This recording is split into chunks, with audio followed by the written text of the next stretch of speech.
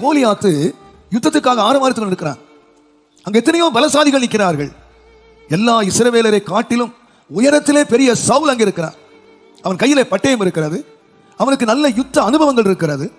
அவனை சுற்றிலும் ஒரு பெரிய சேனை உட்கார்ந்து இருக்கிறது. ஆனால் இவர்களிலே ஒருவரையும் ஆண்டவர் தெரிந்து கொள்ளவில்லை.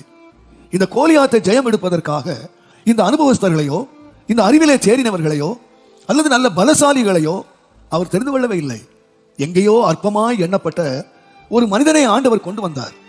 ராஜாவே கேட்கிறான்ப்பா, நீ சின்ன பையன்பா, உன்னால முடியாது, அவனை ஜெயிக்க முடியாது, உன்னால யுத்தம் பண்ண முடியாது என்று சொல்லி அவன் ரொம்ப அற்பமா நினைக்கிறான். இந்த பையன் போய் எப்படி இவ்வளவு பெரிய மனிதனை கொல்லுவான்? அவன் யுத்த அனுபவம் உள்ளவன், அவன் பெரிய அனுபவஸ்தன், அவனை போய் எப்படி அடிப்பான்? நான் சொல்லுவேன், அவனால் அசட்டை பண்ணப்பட்ட, அவனால் அற்பமாய் எண்ணப்பட்ட ஒரு சின்ன பையன் தான் யாராலும் செய்ய முடியாத ஒரு பெரிய வேலையை அவன் செய்துட்டான்.